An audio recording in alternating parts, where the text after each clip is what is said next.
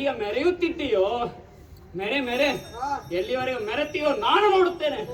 ಬಂದಿದ್ದೇನಲ್ಲ, ಎಲ್ಲವನ್ನು ಕಬಳಿಸುತ್ತೇನೆ. ನನ್ನವರಿಗೆ ಅರೆ ನಿಮಿಷದಲ್ಲಿ ಹಂಚಿ ಬಿಡುತ್ತೇನಂತೆ.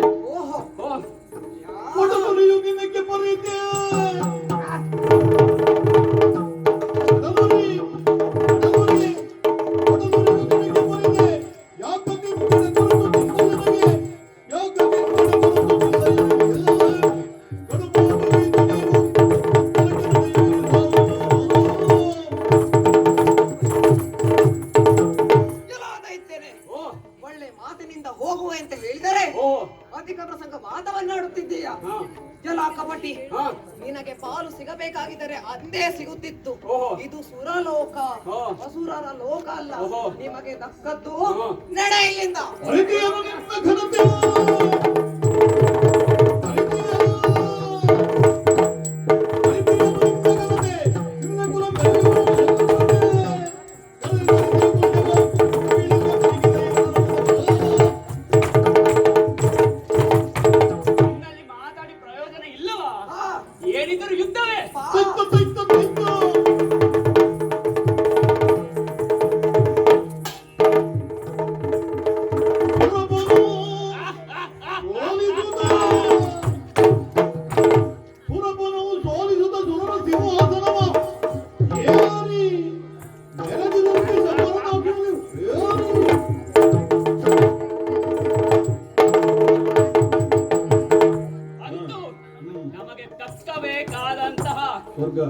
ಸಿಕ್ಕಿಬಿಟ್ಟಿದ್ದಲ್ಲ, ದಕ್ಕಿತು. ಹೇಗೆ ನಮ್ಮ ಪರಾಕ್ರಮವೇ ಹಾಗೆ. ಬರುವಲ್ಲಿಯವರೆಗೆ ಮಾತ್ರ ಏನೂ ಗೊತ್ತಿಲ್ಲ ಎಂಬ ಹಾಗೆ, ಬಂದ ಮೇಲೆ ನಮ್ಮದ್ದೇ.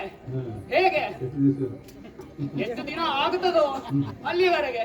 ಮುಂದೆ ಬಂದವರಿಗೆ ಅವಕಾಶ ಬೇಕಲ್ಲ ಸ್ವಾಮಿ. ಎಲ್ಲವನ್ನು ನಾವೇ ಕಬಳಿಸಿಕೊಂಡು ಕೂತಾರೆ. ಮುಂದೆ ನೋಡೋಣ ಬೇರೆ ಯಾವ್ದಾದ್ರು ಬರ್ತಾರಾ ಅಂತ. ಆದರೆ ಹಿಮ್ಮೇಳದವರನ್ನು ಇಲ್ಲೇ ಉಳಿಸಿಕೊಂಡಿದ್ದೇನೆ. ಯಾಕೆ ಹೇಳಿ, ಗಾನನಾಟ್ಯ ವೈಭವಕ್ಕೆ ಜನ ಬೇಕಲ್ಲ. ಕೊಡೋಣವಂತೆ ಅದಕ್ಕಾಗಿಯೇ ಜನವನ್ನು ನೇಮಿಸಿದ್ದೇನೆ. ಆದೀತಪ್ಪ, ನಿಮಗೆ ಕೊಡುವುದೆಚ್ಚೋ, ನೀವು ನಮಗೆ ಹಾಡುವುದೆಚ್ಚೋ. ಈಗ ಬೇರೆ ಯಾರು ಬರ್ತಾರೆ ಎಂದು ನೋಡುತ್ತಾ ಕಾಯ್ತೇನಂತೆ.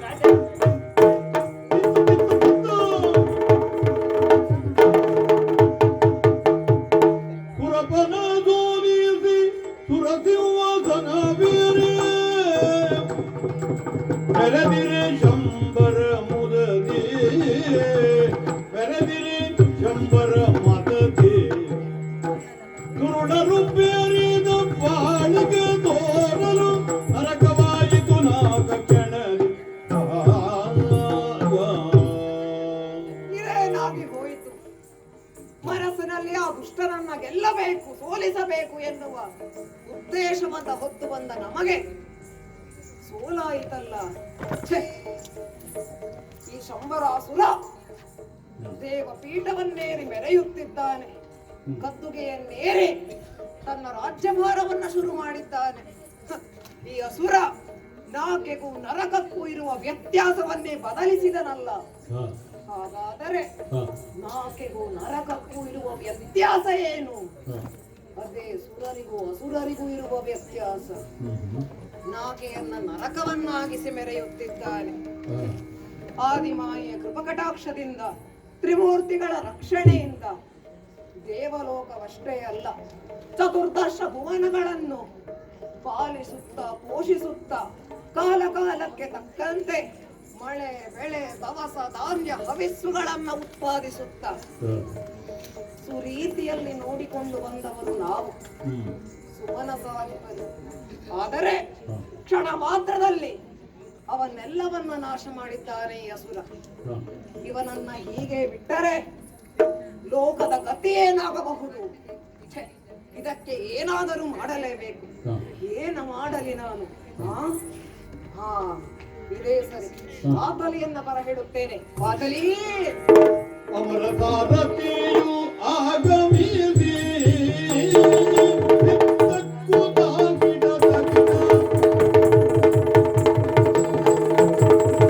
ಅಮರ ಸಾರಥಿಯು ಆಗಮಿಸಿ ಮಗವನಿಗೆ ನಮಿಸುತ್ತ ಕೇಳಿದನು ಕರೆಸಿ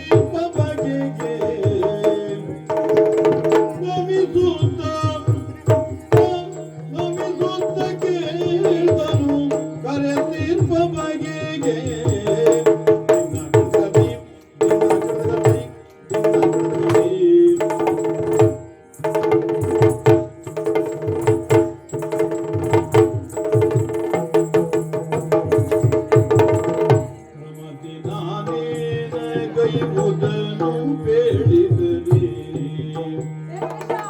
ಕ್ರಮದಿ ನಾನೇನ ಕೈವುದನು ಬೇಡಿದೋಡೆ ಸುಮನಸರೊಳಿತನ ಬಯಸುತ್ತಲಡಿವೆ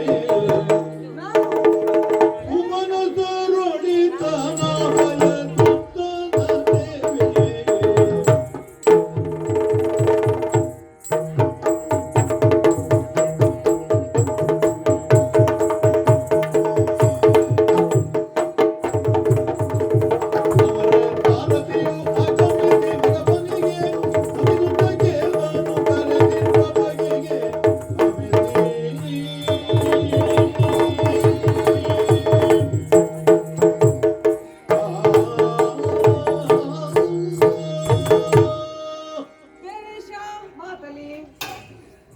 ದೇವಲೋಕದಲ್ಲಿ ನಿನ್ನನ್ನು ಅನುಸರಿಸುತ್ತಾ ಬಂದಂತಹವನು ನಾನು. ಹೌದು, ದೇವಲೋಕದಲ್ಲಿ ಆದಂತಹ ವಾಸ್ತವದ ಬಗ್ಗೆ ಈಗಾಗಲೇ ನಾನು ಅರಿತಿದ್ದೇನೆ.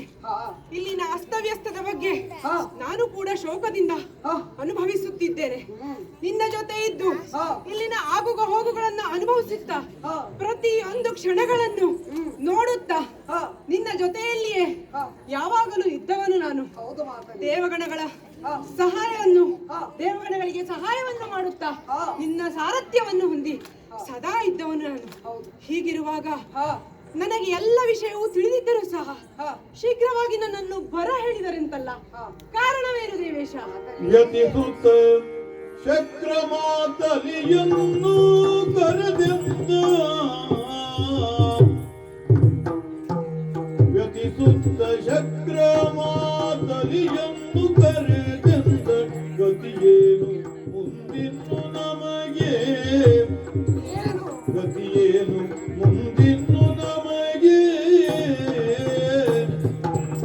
ಅತಿ ಬೇಗದಿಂದ ಯೋಧ್ಯೆಯ ಸೇರು ನೀಯೇ ಅತಿ ಬೇಗದಿಂದ ಅಯೋಧ್ಯೆಯ ಸೇರಿರಿ ಗತಿಸಿ ಕರ್ತವ ಅಜಸುತಗೆ ನೀ ಗತಿಸಿ ಕರ್ತವ ಅಜಸುತಗೆ ಅತಿ ಬೇಗದಿಂದ ಯೋಗ್ಯೆಯ ಸೇರಿರಿ ಗತಿಸೋ ಕರ್ತವ ಅಜಸುತಗೆ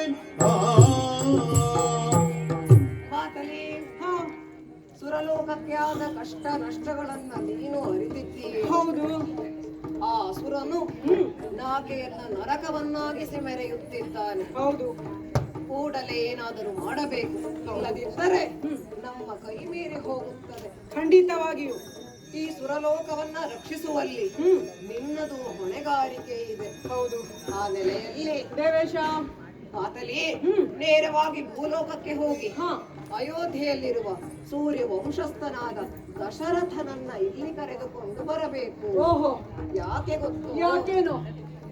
ಈ ಅಸುರನನ್ನ ಬಗ್ಗು ಬಡಿಯುವ ಚಾಕಚಕ್ಯತೆ ಆ ದಶರಥನಿಗಿದೆ. ಹಾಗಾಗಿ ನೀನು ನೇರವಾಗಿ ಭೂಲೋಕಕ್ಕೆ ತೆರಳಿ ದಶರಥನೊಡಗೂಡಿ ಸುರಲೋಕಕ್ಕೆ ಬರುವ ಹಾದಿಯಲ್ಲಿ ಮೃತ್ಯು ತಾಂಡವವನ್ನಾಡುತ್ತಿರುವಂತಹ ದುಷ್ಟರನ್ನ ಬಗ್ಗು ಬಡಿಯುತ್ತಾ ಸುರಲೋಕವನ್ನ ಸೇರಬೇಕು. ಸರಿಯಾದ ನಿರ್ಧಾರ. ಹಾಗೆ ಆಗಲಿ, ಹೋಗಿ ಬಾ ಮಾತಲಿ. ನಿಮ್ಮ ಅಪ್ಪಣೆಯನ್ನು ಮನಸ ಇಚ್ಛಿಸಿ ನೆರವೇರಿಸಿ ಜವಾಬ್ದಾರಿ ಎಂದು ತಿಳಿದು ಹೊರಡುತ್ತಿದ್ದೇನೆ. ಹೋಗಿ ಬರುತ್ತೇನೆ. ಶುಭವಾಗಲಿ. ಇಂದು ಮುಂದೆ ಏನಾಗುತ್ತದೆಯೋ ಏನೂ ಗೊತ್ತಿಲ್ಲ. ವಿಷ್ಣು ಒಂದೇ ಜಗದ್ಗುರು, ಅವನನ್ನೇ ನಂಬಿದ್ದೇವೆ. ಮುಂದೇನಾಗುತ್ತದೆ ಎನ್ನುವುದನ್ನ ಕಾಯ್ದು ನೋಡುತ್ತೇವೆ.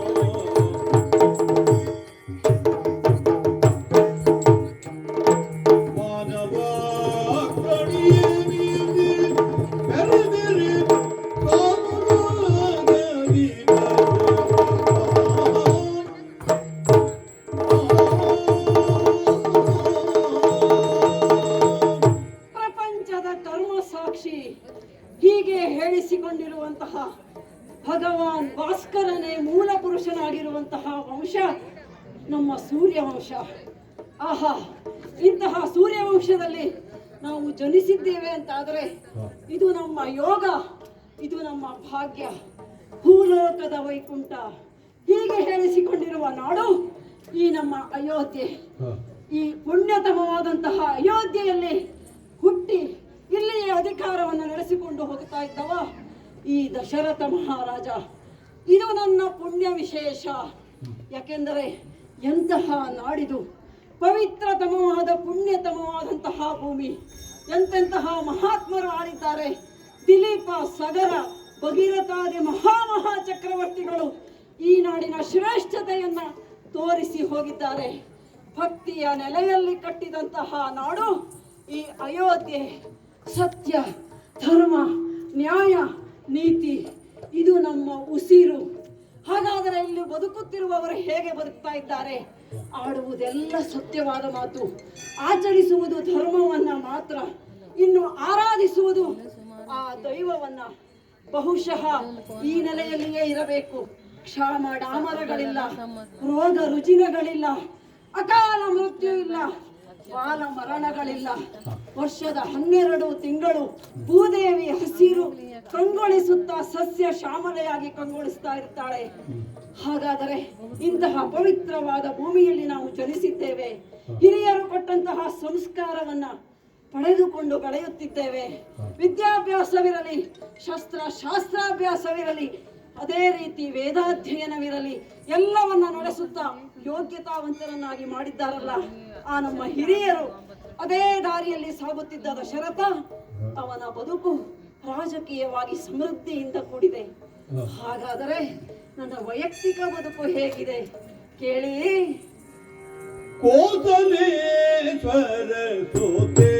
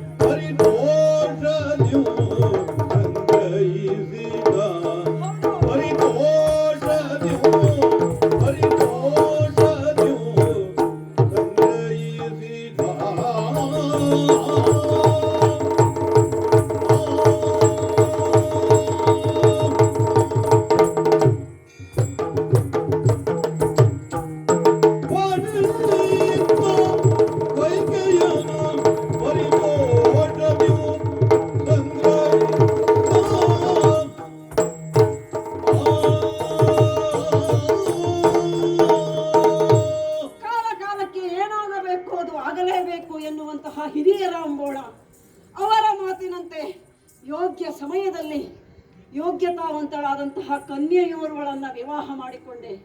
ಕೋಸಲೇಶನ ಮಗಳು ಕೌಸಲ್ಯೆ ಪರಮ ಸುಂದರಿ, ಹಾಗೆ ಸುಶೀಲವಂತೆ ಗುಣವಂತೆಯೂ ಹೌದು. ಅಂತಹ ಹೆಣ್ಣನ್ನ ವಿವಾಹ ಮಾಡಿಕೊಂಡು ಬಹುಕಾಲ ಅವಳೊಟ್ಟಿಗೆ ಸಂಸಾರವನ್ನ ಸಾಗಿಸಿದೆ. ಆದರೆ ಹಿರಿಯವರ ನಿರೀಕ್ಷೆ ಏನು? ಕುಲೋನ್ನತಿ, ವಂಶ ಉದ್ಧಾರ ಆಗಬೇಕು, ಈ ಸಿಂಹಾಸನಕ್ಕೆ ಅಧಿಕಾರಿ ಸಿಗಬೇಕು, ಇದು ನಮ್ಮ ಹಿರಿಯರ ಒಂದು ನಿರೀಕ್ಷೆ. ಆದರೆ ಎಷ್ಟೋ ಕಾಲ ಕಳೆದರೂ ಕೂಡ ಆ ನಿರೀಕ್ಷೆ ಮಾತ್ರ ಫಲಿಸಲೇ ಇಲ್ಲ. ಏನು ಮಾಡೋಣ? ಹಿರಿಯರ ಮಾತನ್ನು ಮೀರುವುದಕ್ಕಾಗುವುದಿಲ್ಲ. ಅದೇ ನೆಲೆಯಲ್ಲಿ ಅನಿವಾರ್ಯತೆಯಲ್ಲಿ ಇನ್ನೊಂದು ವಿವಾಹವಾಗುವಂತಹ ಸಂದರ್ಭ ಸೃಷ್ಟಿಯಾಯಿತು. ಮಗದೇಶನ ಮಗಳು ಸುಮಿತ್ರ, ಅವಳು ಕೂಡ ರೂಪವಂತಳು, ಅತ್ಯಂತ ಸುಂದರಳು, ಗುಣವಂತೆಯೂ ಹೌದು. ಅಂತಹ ಹೆಣ್ಣನ್ನ ವಿವಾಹ ಮಾಡಿಕೊಂಡೆ. ಅವಳೊಟ್ಟಿಗೂ ಸಂಸಾರವನ್ನ ಸಾಗಿಸುತ್ತಾ ಅದೆಷ್ಟೋ ಕಾಲ ಕಳೆದು ಹೋಯಿತು. ಆದರೆ ಇಲ್ಲಿಯೂ ನಮ್ಮ ಹಿರಿಯರ ಆಸೆ ಕೈಗೂಡಲೇ ಇಲ್ಲ. ಏನು ಮಾಡೋಣ? ಇಡೀ ಅಯೋಧ್ಯೆಯೇ ಚಿಂತೆಗೊಳಗಾಯಿತು. ಮುಂದೇನು? ಆಗ ನಮ್ಮ ಮಂತ್ರಿಯೊಬ್ಬರ ಸಲಹೆ, ಕೇದಿ ಅರಸರ ಹೆಣ್ಣು ಮಕ್ಕಳನ್ನ ವಿವಾಹ ಮಾಡಿಕೊಂಡರೆ ಸಂತಾನ ಭಾಗ್ಯ ಲಭಿಸ್ತದೆ ಎನ್ನುವಂತಹ ಮಾತಿದೆ. ಇದೊಂದು ಪ್ರತೀತಿ ಎನ್ನುವ ನೆಲೆಯಲ್ಲಿ ನಮ್ಮವರೆಲ್ಲ ಕೇದಿ ದೇಶಕ್ಕೆ ಹೋದರು. ಅಲ್ಲಿರುವಂತಹ ರಾಜನಲ್ಲಿ ಕೇಳಿ ಅವನ ಮಾತಿಗೆ ಒಪ್ಪಿ ಕರೆತಂದಂತಹ ಹೆಣ್ಣು ಕೈಕಾ. ನನಗಿಂತ ತುಂಬಾ ಚಿಕ್ಕವಳು, ಆದರೂ ಕೂಡ ಸಂತಾನದ ಅಪೇಕ್ಷೆಗಾಗಿ ಅವಳನ್ನು ವಿವಾಹ ಮಾಡಿಕೊಂಡೆ. ಅವಳೊಟ್ಟಿಗೂ ಸಾಕಷ್ಟು ಕಾಲ ಸಂಸಾರವನ್ನ ಸಾಗಿಸಿದೆ. ಅಲ್ಲಿಯೂ ನಮಗೆ ಪ್ರತಿಫಲ ಸಿಗಲಿಲ್ಲ. ಹಿರಿಯರ ನಿರೀಕ್ಷೆ ಯಾವುದು ಆಗಲೇ ಇಲ್ಲ. ಆ ಕಾಲಕ್ಕೆ ನಾನೇ ಒಂದು ನಿರ್ಧಾರವನ್ನ ಮಾಡಿದೆ. ಒಂದು ಯೋಚಿಸಿದಂತಹ ನಿರ್ಧಾರ ದೈವ ಸಂಕಲ್ಪ ಆಗುತ್ತದೆ ಎನ್ನುವ ನೆಲೆಯಲ್ಲಿ ನನ್ನ ಕಾರ್ಯಕ್ರಮಕ್ಕೆ ಅಥವಾ ನನ್ನ ಕರ್ತವ್ಯಕ್ಕೆ ನಾನು ಒತ್ತು ಕೊಟ್ಟೆ. ಆ ನೆಲೆಯಲ್ಲಿ ಈ ಹೊತ್ತು ಅದು ಓಲಗವನ್ನ ಎತ್ತಿದ್ದೇನೆ. ಓಲಗಸ್ತನಾದಂತಹ ಸಂದರ್ಭ ನೋಡಿ, ಸಭೆ ಎಲ್ಲ ತುಂಬಿ ತುಳುಕ್ತಾ ಇದೆ. ಅದು ನಮ್ಮವರೆಲ್ಲ ಬಂದು ಕುಳಿತಿದ್ದಾರೆ. ಅಂತಹ ಸಭೆಯಲ್ಲಿ ನಮ್ಮ ನಾಡಿನ ವಿಶೇಷ ವಿಷಯದ ಚರ್ಚೆ ನಡೆಯುತ್ತಾ ಇದೆ. ಹಾಗಿರುವ ಕಾಲಕ್ಕೆ ಏನದು?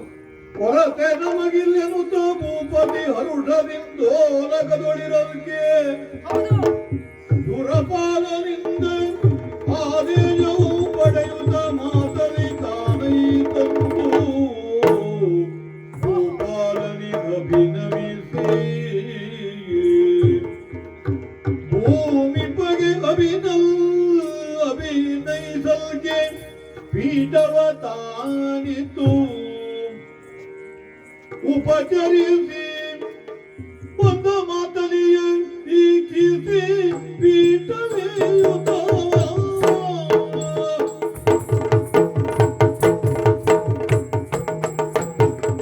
ಬಂದ ಮಾತಲಿಯ ಈಕಿಸಿ ಪೀಠವೇಯುತ ವಂದಿಸಿ ಬೆದಕೊಂಡನು ಪೀಠವೇಯುತ ವಂದಿಸಿ ಬೆದಕೊಂಡನು ಭೂಪ ವಂದಿಸಿ ಬೆದಕೊಂಡನು.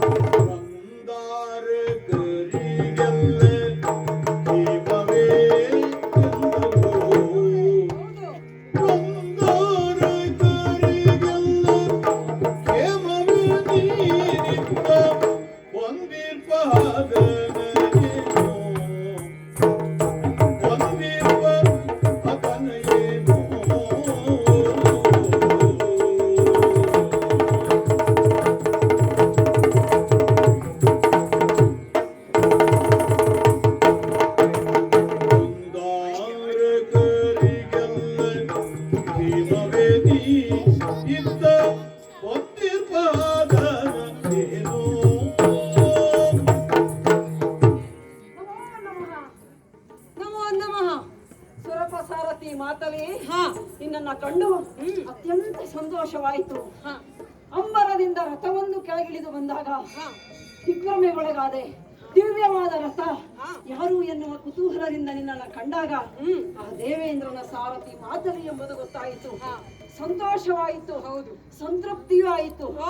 ಜೊತೆಗೆ ದಿವಿಯಿಂದ ಭೂಮಿಗೆ ಬಂದಿದ್ದೀರಲ್ಲ, ಹೀಗೆ ನೀವು ಬಂದಿದ್ದೀರಿ ಅಂತಾದ್ರೆ ಮಾರ್ಕಾಯಾಸದಿಂದ ಉಂಟಾದಂತಹ ದೃಶ್ಯವನ್ನೆಲ್ಲ ಹೋಗಲಾಡಿಸಿಕೊಳ್ಳಿ.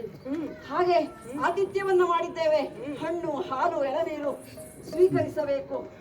ಜೊತೆಗೆ ಮಾತಲಿ ಕುತೂಹಲ ಹೆಚ್ಚಾಗ್ತಾ ಇದೆ. ದೇವಲೋಕದಿಂದ ಭೂಲೋಕಕ್ಕೆ ಬರುವುದು ಅಂತ ಹೇಳಿದರೆ ಸುಲಭದ ಮಾತಲ್ಲ. ಹಾಗೆ ನೀನು ಬಂದಿದ್ದೀಯಾ ಅಂತ ಆದ್ರೆ ಯಾವುದೋ ಕಾರಣ ಇರಬೇಕು, ಬಲವಾದ ಕಾರಣವೇ ಇರಬೇಕು. ಇದು ನನ್ನ ಯೋಚನೆ. ಹಾಗಾಗಿ ಮತ್ತೂ ಒಂದು ಮಾತು, ದೇವತೆಗಳೆಲ್ಲ ಸೌಖ್ಯರಾಗಿದ್ದಾರಷ್ಟೇ, ದೇವಲೋಕ ಸಂತೋಷವಾಗಿದೆ ಅಷ್ಟೇ. ಅಯ್ಯ, ಕುತೂಹಲ ತಡೆದುಕೊಳ್ಳುವುದಕ್ಕಾಗ್ತಾ ಇಲ್ಲ. ರಾಜನ್, ಹೇಳು. ಈಗಾಗಲೇ ನೀನು ಮಾತಲಿ ಎಂದು ನನ್ನನ್ನು ಸಂಬೋಧಿಸಿದ್ದೀಯ. ಹೌದು. ಇಂದ್ರನ ದಿವ್ಯ ಸಾರಥಿಯಾಗಿ ರಥದ ಸಾರಥ್ಯವನ್ನು ವಹಿಸುವವ ನಾನೆಂದು ನಿನಗೆ ಈಗಾಗಲೇ ತಿಳಿದಿದೆ. ಹೌದು. ದೇವಲೋಕದ ಅಂಗಳದಲ್ಲಿ ಗರ್ಜಿಸುವಂತಹ ಅನೇಕ ಯುದ್ಧಗಳಿಗೆ ಸಾಕ್ಷಿಯಾಗಿದ್ದವನು ನಾನು. ಹೌದು. ಅಷ್ಟೇ ಅಲ್ಲದೆ ಅಲ್ಲಿನ ಎಲ್ಲ ಆಗು ಹೋಗುಗಳನ್ನು ಅರಿತವ ನಾನು. ನನ್ನ ಹಿಡಿತ ದೇವೇಂದ್ರನ ರಥದ ಸಾರಥ್ಯ ಹೊಂದುವಾಗ ಚಕ್ರದ ಹಿಡಿತ ಎಂದು ನೀನಂದುಕೊಂಡಿದ್ದರೆ ಅದು ಕೇವಲ ಚಕ್ರದ ಹಿಡಿತವಲ್ಲ, ಅದು ಧರ್ಮದ ಹಾದಿಯಲ್ಲಿ ನಡೆಸುವ ನನ್ನ ಜವಾಬ್ದಾರಿ ಕೂಡ ಆಗಿದೆ. ಅಯ್ಯ, ಈ ಸಾರಥಿ ದೇವೇಂದ್ರನ ಪ್ರೀತಿಯ ಪ್ರತೀಕ, ಜೊತೆಗೆ ಆಜ್ಞಾಪಾಲಕ. ನನ್ನ ಜಾಣ್ಮೆ, ನನ್ನ ತಾಳ್ಮೆ, ಇದು ನನ್ನ ಗುಣವನ್ನು ಹೇಳುವಂತಹ ಕೆಲವು ವಿಶೇಷತೆಗಳು. ಅದರ ಜೊತೆಯಲ್ಲಿ ದೇವಗಣಗಳಿಗೆ ಪ್ರೀತಿಯಾದವನು ನಾನು. ದೇವಗಣಗಳಿಗೆ, ಇಂದ್ರೇಶನಿಗೆ ನಂಬಿಕೆಯನ್ನು, ವಿಶ್ವಾಸವನ್ನು ಕೊಟ್ಟು ಅವರ ಪ್ರೀತಿಯನ್ನು ಬಯಸಿದವನ ಹೆಗ್ಗಳಿಕೆ ನನ್ನದು. ಅಯ್ಯ, ಈ ಮಾತನ್ನು ಈಗಾಗಲೇ ಹೇಳಿದೆ, ದೇವೇಂದ್ರನ ಪ್ರೀತಿಯ ಆಜ್ಞಾಪಾಲಕ. ಹೌದು. ಇಂತಹ ಒಂದು ಆಜ್ಞೆಯನ್ನು ಪಾಲಿಸುವುದಕ್ಕಾಗಿಯೇ ದೇವಲೋಕದಿಂದ ಸುರಲೋಕಕ್ಕೆ ನಾನು ಪ್ರಯಾಣವನ್ನು ಬೆಳೆಸಿದ್ದೇನೆ. ಏನೆಂಬ ಕಾರಣವನ್ನು ಕೇಳುತ್ತಿದೆಯಲ್ಲ, ಹೇಳ್ತೇನೆ, ಕೇಳುವ.